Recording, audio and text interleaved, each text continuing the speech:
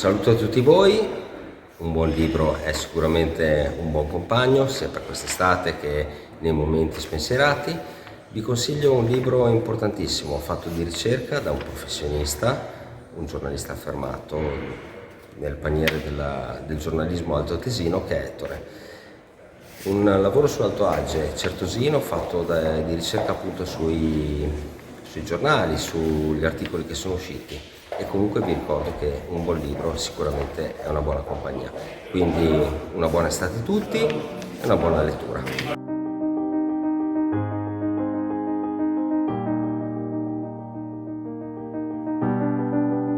Bolzano scomparsa, numero 12, la città e i dintorni nelle vecchie cronache.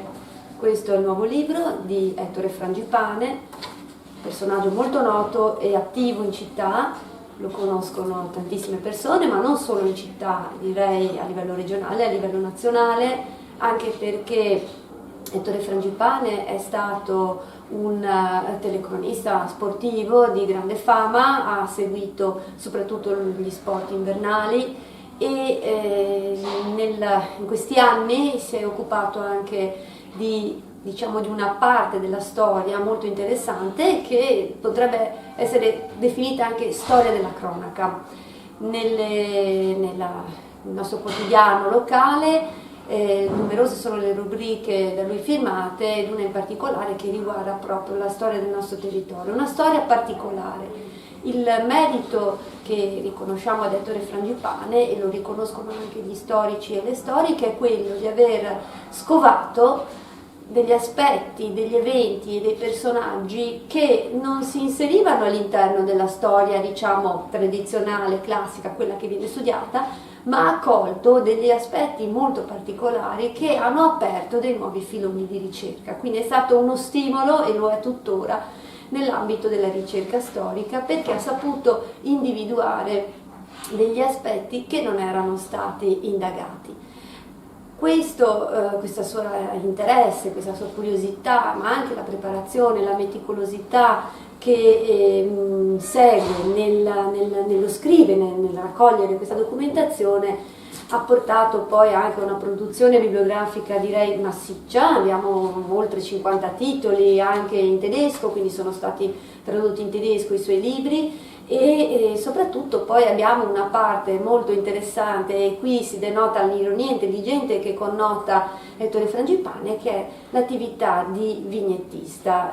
Numerose sono le collaborazioni con Don Paolo Renner, con Giorgio Dobril e tanti altri, all'insegna di una divulgazione, di un'educazione civica fatta con un sorriso, con un'ironia e una riflessione. Ma Ettore Frangipane non si ferma qui. Abbiamo da poco anche potuto valorizzare e cogliere un lavoro certosino di 20 anni, molto apprezzato dal pubblico, che è quello del sito creato da lui, dove confluiscono tutti i documenti da lui raccolti, sempre legati all'attività di ricerca storica, ma anche per quanto riguarda la sua attività di disegnatore e di vignettista, sempre molto apprezzata. Su Bolzano, il 12° volume della Bolzano scomparsa, ci possiamo veramente inserire in un contesto storico che ha dei risvolti, direi, sempre interessanti. Si va dalla musica, dai confronti fra le bande locali, la musica di importazione, diciamo, in un periodo storico molto particolare. Ci sono aspetti che riguardano le donne, anche questo è molto interessante. La storia non è stata generosa nell'approccio di ricerca per quanto riguarda le donne. Invece Ettore Frangipane è riuscito a inserire di nuovo in questa narrazione anche gli aspetti femminili. Ci sono i rapporti di nuovo tra il nord e il sud, ci sono anche i rapporti con il cinema, le prime sale cinematografiche, ma non solo, c'erano anche dei macchinari che venivano portati in giro. Il cinema era forse all'inizio più un evento di piazza, e ci racconterà anche in questo volume questi aspetti. Insomma, riesce a tracciare di nuovo un profilo storico della nostra società, della nostra comunità in tempi direi lontani, ma che magicamente ce li restituisce e ce li fa sembrare molto più vicini, ma soprattutto molto più interessanti. Ringrazio anche della premessa. Vorrei precisare una cosetta. Il mio sito www.bolzanoscomparsa.it raccoglie cronache della città di Bolzano dal 1850 al 1950, quindi è un secolo di storia delle cronache di Bolzano. Ho letto tutti i giornali o gran parte dei giornali di quel periodo e da lì ho tratto le notizie che poi ho tradotto in libri e via dicendo. Siamo al 12° volume, come ha detto la dottoressa Trevisan, di Bolzano Scomparsa. Ci sono ampie possibilità che sia l'ultimo volume, perché veramente mi pare di avere quasi tediato con tutte queste cose, queste vicende. E cominciamo a parlare della copertina di questo 12° volume. Questo è... Chi è questo? Questo è Eugenio di Savoia. Eugenio di Savoia, al quale è stata dedicata una strada a Bolzano, Viale Principe Eugenio di Savoia. Qua c'è una fotografia del 1910 Piazza delle Erbe, di questa fotografia, di questa cartolina diremo poi, Eugenio di Savoia. È interessante Eugenio di Savoia perché è stato un Savoia naturalmente, no? Ma un Savoia un po' anomalo, siccome non lo apprezzavano, credeva di non essere apprezzato abbastanza della sua capitale, Chambéry, Savoia e poi Torino, cosa fece? Se ne andò a Vienna. A Vienna lo accolse a braccia aperte perché era un bravo militare, era un esperto di artiglieria. Artiglieria, aveva delle idee innovative, mi viene in mente adesso Napoleone Bonaparte, che a sua volta ha fatto carriera come esperto di artiglieria. Ecco. E ha contribuito fortemente, dicono che ha liberato Vienna dai turchi, forse è un po' esagerato, siamo sul finire del XVII secolo, però sta di fatto che lui era presente con le sue artiglierie a sparare sugli ottomani che alla fine lasciarono Vienna e Vienna fu liberata. Una nota di colore in quel periodo, la voglio dire subito, ottenne tante cose perché poi l'accampamento ottomano turco fu razziato, naturalmente ce ne impossessarono i vincitori, restarono dei sacchi di caffè. Il caffè non era conosciuto, però c'è stato un commerciante astuto che ha pensato di poterlo sfruttare e cosa ha fatto? Si è impadronito di tutto quel caffè e ha iniziato a promuoverlo. Ed è così che il caffè ha cominciato a circolare, e soprattutto a Milano, che era degli Asburgo, a Milano dove le signore incominciarono a gustare questa bevanda deliziosa e profumata che era il caffè. Ed era di due colori il caffè, a seconda che ci fosse un'aggiunta minore o maggiore di latte. Il caffè senza latte era il caffè scuro, il caffè nero, il Franziskaner. L'altro, quello schierito dal latte, era il Cappucciner, perché aveva un colore più chiaro. La tonaca dei cappuccini è più chiara di quella dei francescani. Risultato, il termine cappuccino, io quando vado al bar ordino sempre un cappuccino con una brioche, con dentro un po' di marmellata. Il termine cappuccino deriva per l'appunto dal caffè che Eugenio di Savoia ha razziato a Vienna. Bene, questo per quanto incomincia la nostra chiacchierata. Andiamo avanti adesso e vediamo un successivo argomento. Vedete, c'è un capitolo dedicato al Palazzo Campofranco che si trova a Bolzano. Perché ho citato il Palazzo Campofranco? Eccolo qua, eccolo qua. Il Palazzo Campofranco, forse l'ho già detto una volta,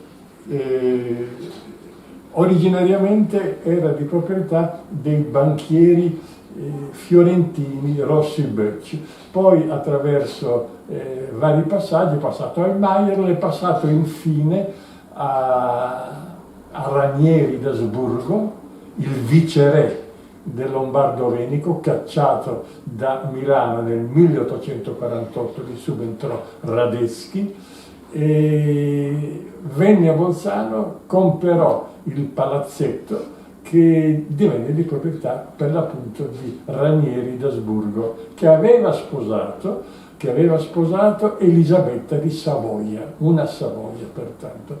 Savoia si fece ben volere e donò alla città di Bolzano un collegio femminile, l'Elisabettinum. Ranieri si fece ben volere e regalò alla città di Bolzano un collegio maschile, il Rainerum, che c'è tuttora. Ecco, da loro, quindi questo palazzetto che vediamo nell'immagine, pertanto, è stato di proprietà asburgica. Dopo Ranieri passò a suo figlio Enrico, Heinrich von Österreich. C'è da dire che tutti questi personaggi, anche Elisabetta di Savoia, riposano all'ultimo loro sonno nella cripta sotto l'abside del Duomo di Bolzano. Non è accessibile, bisogna chiedere l'autorizzazione, ed è una cripta bella e funerea insieme, una cripta con delle bari non può essere una cosa allegra naturalmente. Però impressionante, ci sono a sinistra, ci sono a sinistra le bare di Ranieri e di Elisabetta di Savoia, a destra quella del loro figlio Heinrich von Österreich, anche lui arciduca, tutta una storia che ho già raccontato alle sue spalle, e la sua consorte che era, udite udite, o scandalo scandalo, una cantante d'opera, Leopoldine Hoffmann, per cui si ebbero a Vienna motivi di scandalo per l'appunto, come ho accennato prima.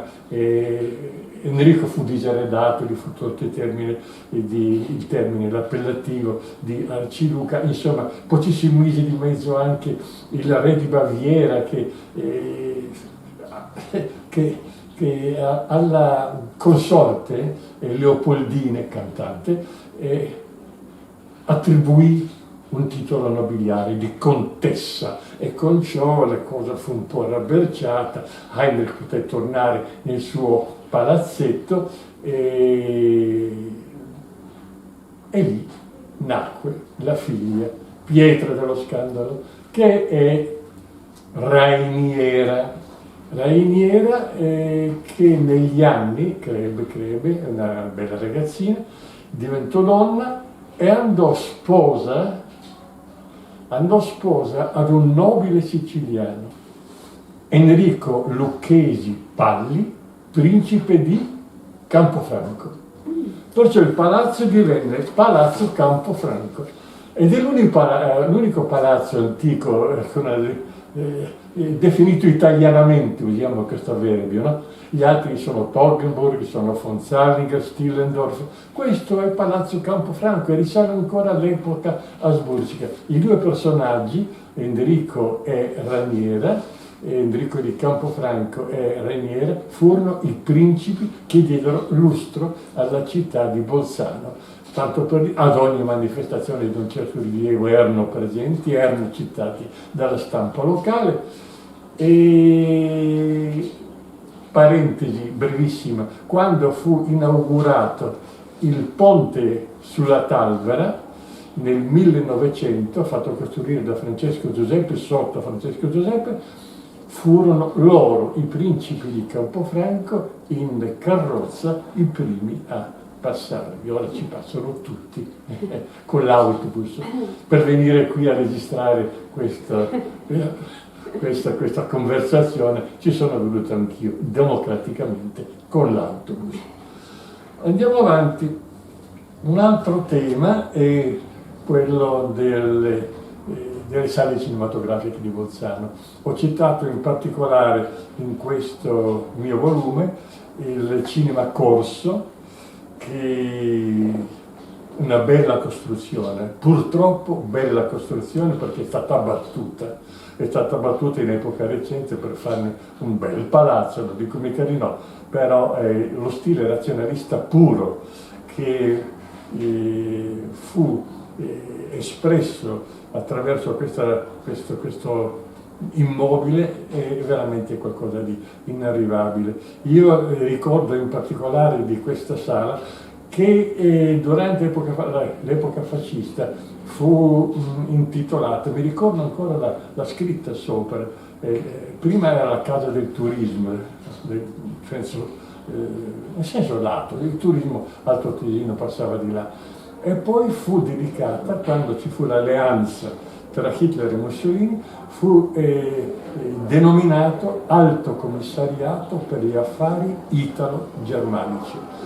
E mio padre ci andava a lavorare lì, mio padre era caporagioniere in prefettura, però aveva una scrivania anche lì e io ogni tanto lo andavo a trovare e mi trovavo in questi bellissimi, ampli ambienti e ricordo, e poi l'ho ricordata anche quando ci hanno fatto un cinema dopo la guerra, ricordo con affetto, e molti se lo ricorderanno a Bolzano, la bella grande scalinata che sale, circolare, che sale al piano superiore, il piano della grande sala, dove si trovava, al cui centro si trovava una bella statua, una ballerina nuda di Eraldo Fozzer, trentino, che è scomparsa. Ci si chiede dove sia andata a finire, pare da voci che mi sono raggiunte che che l'abbia acquistata un privato e comunque se la tiene il privato.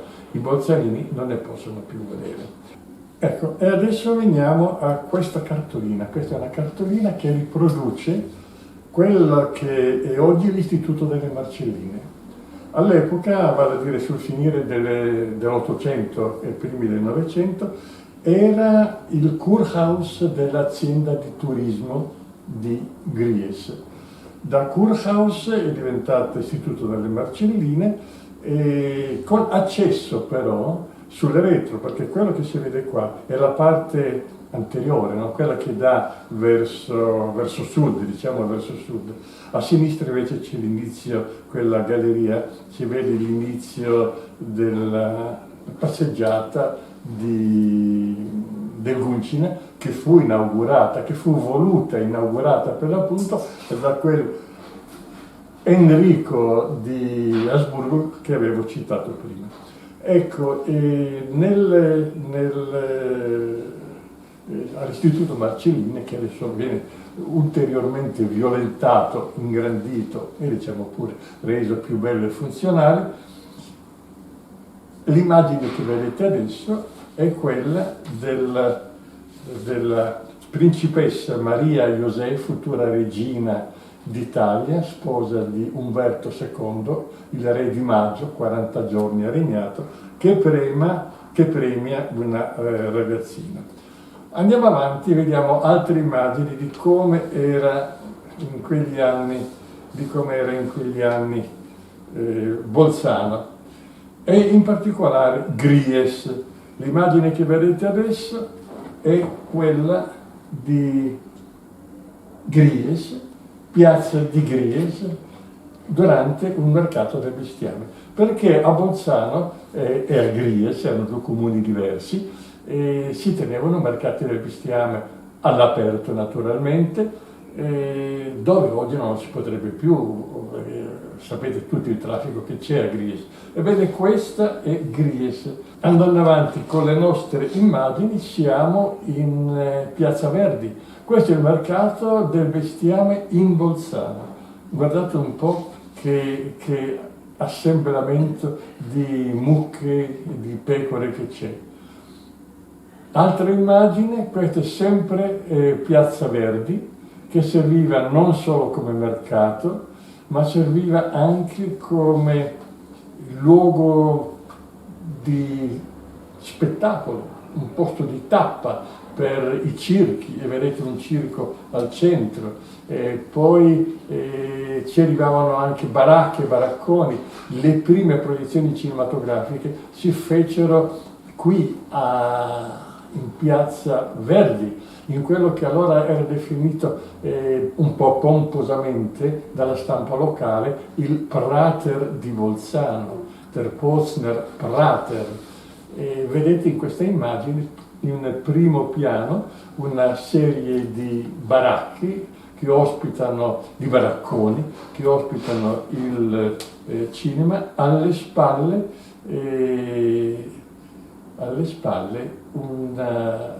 un camino, un lungo camino, che è il camino dell'azienda del gas che si trovava lì.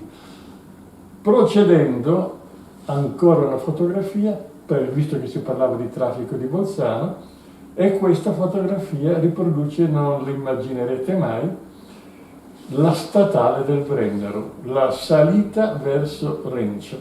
Era di questa larghezza, vi transitavano carri coi buoi, come il caso specifico, era tutta una dimensione molto più paesana, agricola, ripeto, di quella che è oggi la dimensione della città di Bolzano. Questi traffici di animali, di automobili, dovevano fermarsi entrando in Bolzano, uscendo da Bolzano, passando da Bolzano a Gries o da Gries a Bolzano, dove? Davanti ai caselli del gas. Ed ecco qua un primo casello del gas. Si trovava a Ponte Talvera. Vedete alle spalle di questo, sullo sfondo di questa costruzione, la torre del Museo Civico di Bolzano. C'è davanti un timpano neoclassico, sembrerebbe una chiesa, no? Invece no, è un mattatoio, là si uccideva, era la macelleria pubblica praticamente. Ecco. L'altro casello da dire che è stato smontato, questo casello che in epoca fascista sembrava troppo tedesco, è trasportato e vi si trova tuttora all'inizio della salita della strada che sale, della carrozzabile che sale verso il Renon. Immagine successiva, l'altro casello, quello che si trovava e non c'è più, è stato abbattuto, in Piazza della Vittoria, dove adesso c'è la Fontana delle Rane.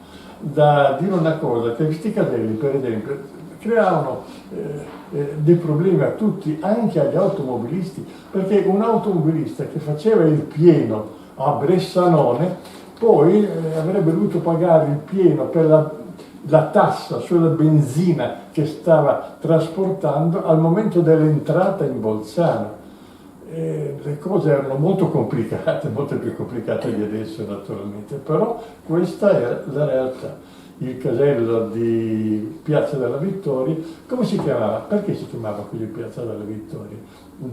No, sono sbagliato, non è Piazza della Vittoria, è Piazza della Stazione, dove si trovava l'albergo Vittoria, che si è chiamato così non in relazione a celebrazione di qualche vittoria, magari quella della guerra 15-18, ma per ricordare, in atto di omaggio, la consorte dell'imperatore di Prussia, Guglielmo, che si chiamava Vittoria. Ci furono dei repulisti di intitolazioni in epoca fascista, ma questo fu conservato perché per l'appunto si giocò sull'equivoco Victoria uguale vittoria.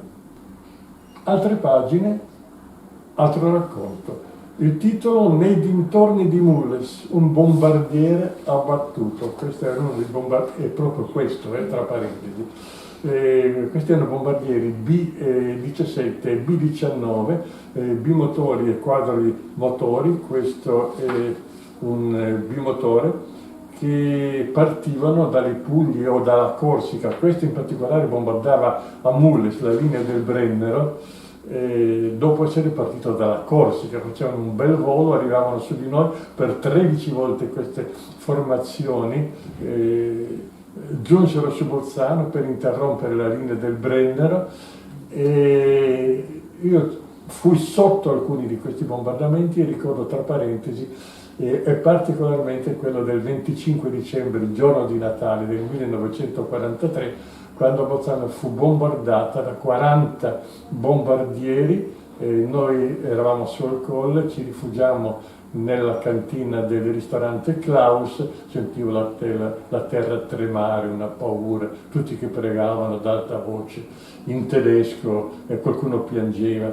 Insomma, e poi a un certo punto tutto cessò, torniamo al piano di sopra per il pranzo di Natale e si sparse la voce che c'erano dei paracadutisti inglesi. E noi accorremmo, noi bambini anche naturalmente, non erano inglesi, erano due paracadutisti, due aviatori americani che si erano salvati col paracadute, ma questa è una storia che ho raccontato in altre occasioni. Ecco, prossima immagine, andiamo a vedere, guardate qua.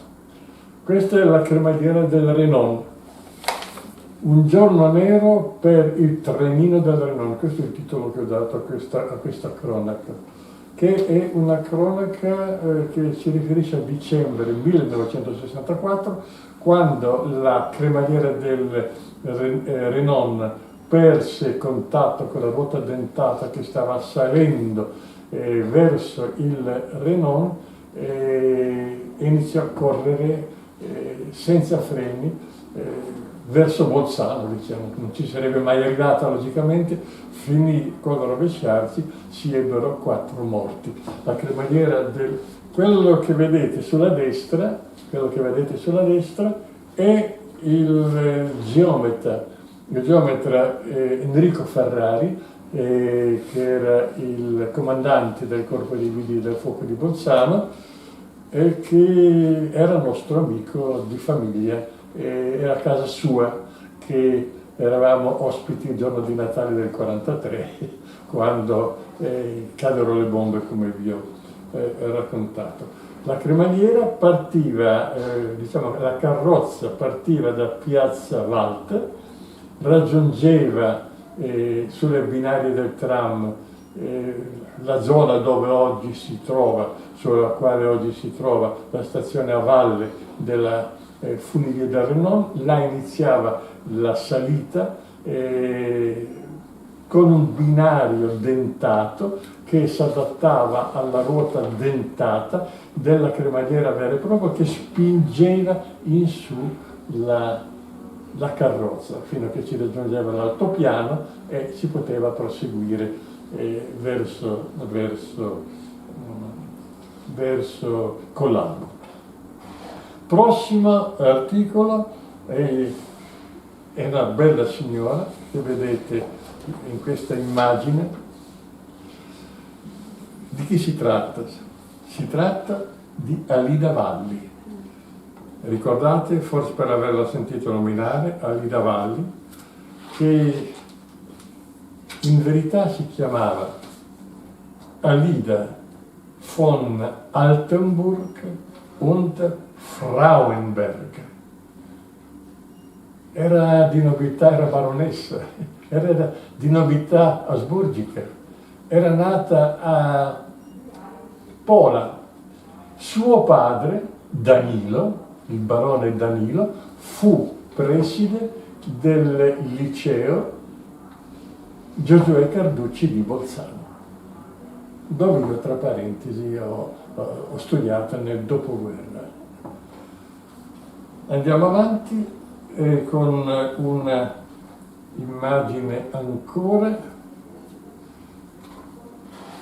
Questa volta vi propongo un bersagliere ha tante penne ma l'Alpin ne ha una sola, un bersagliere nato a Condino, morto a Vipiteno, fu un irredentista che lasciò l'impero austro-ungarico per aggregarsi alle truppe ai 1000 di Garibaldi quando andò in Sicilia, combatté tra l'altro a Capua, combatté con Garibaldi ancora nel 1859 nella seconda guerra d'indipendenza.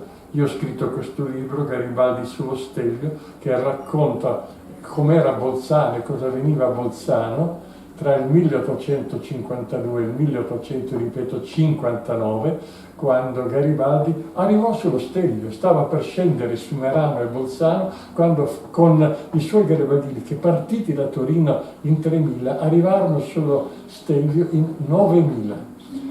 Sarebbero sicuramente riusciti a scendere tagliando alle spalle la ritirata alle truppe austro-ungariche, ma ci fu la pace, fu firmato l'armistizio tra Napoleone III e gli austriaci. Napoleone non voleva, non voleva proseguire la guerra che si era rivelata troppo sanguinosa al fianco degli italiani, dei piemontesi, che avevano vinto a San Martino e Solferino, ma a prezzo di tanti morti, veramente tanti. Lui firmò l'armistizio, entrò in dissidio Torino con Parigi, però nel frattempo fu fermato Garibaldi, che tornò che restò lì, perché la Lombardia fu poi assegnata in effetti al Regno di Sardegna, ma tornò sui suoi passi e non si combatté più. E quindi Garibaldi arrivò sullo Stelvio. Poi nella guerra successiva, 1866, la terza guerra mondiale, Garibaldi fu nuovamente fermato a Bezzecca quando stava avanzando, e anche in quell'occasione gli si disse di star fermo e lui proclamò il famoso obbedisco, e anche in quell'occasione tornò sui suoi passi. E in quell'occasione in quella battaglia fu ferito a Bezzecca Raffaele Cernesi, cui è intitolata una piazza a Bolzano, anzi no, perché adesso è stata intitolata all'università, ma nell'ospedale che si trovava lì cessò di vivere Raffaele Cernesi, pittore fiorentino, macchiaiolo di prestigio e di buon livello, al quale si doveva amputare una gamba. Lui non lo volle e pertanto morì di cancrena. Bene, ma stavo dicendo di Barattieri, tra parentesi. Barattieri combatté anche lui battaglie vincenti per i colori di Savoia in Eritrea, fu premiato e fu deputato al Parlamento di Bolzano per 5 legislature, che non sono poche, però finì col perdere una battaglia ad Adua. La strage di Adua, mi ricordo la canzonetta che cantavamo noi, Balilla, poi figli della lupa e poi Balilla. Adua sei liberata, Adua sei conquistata, sei ritornata a noi durante la guerra d'Africa, durante il fascismo. Adua è stata riconquistata dalle truppe italiane. Vabbè, abbiamo fatto una chiacchierata, ripeto, forse un po' troppo lunga. Vi ringrazio di avermi seguito, di averci seguito, e a questo punto cedo la parola alla dottoressa Trevisan. Grazie per averci così dato degli assaggi del libro Bolzano scomparsa 12, la città e i dintorni nelle vecchie cronache. Come avete potuto vedere dalle immagini, si tratta di un libro molto interessante. Avete ascoltato dalla voce di Ettore Frangipane alcuni spunti, alcune chicche inedite, ma anche i collegamenti con una sua precedente produzione. Qui abbiamo riportato alcuni libri che siamo riusciti a recuperare in biblioteca, perché altri sono in prestito attualmente, e quindi vi invitiamo a seguire, a leggere soprattutto poi quest'ultimo libro, Bolzano scomparsa 12, e a seguire le varie vicende che Ettore Frangipane ha riscoperto e riportato alla luce per noi. Grazie.